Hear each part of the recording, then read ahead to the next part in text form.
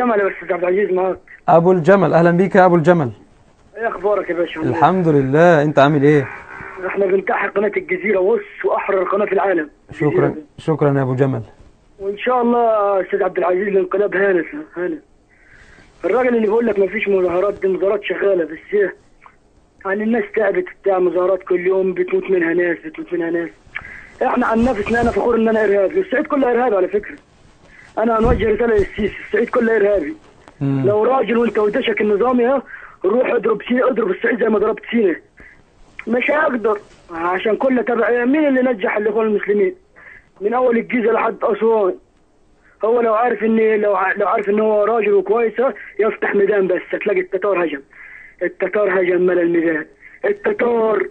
بس هو خايف، هو خايف عشان خايف ما كسبش من نفس الجيش المصري. واحده شرموطه تغني له. لا عفوا عفوا يا ابو جمل، عفوا يا ابو جمل، نعتذر لكم مشاهدينا الكرام على هذا اللفظ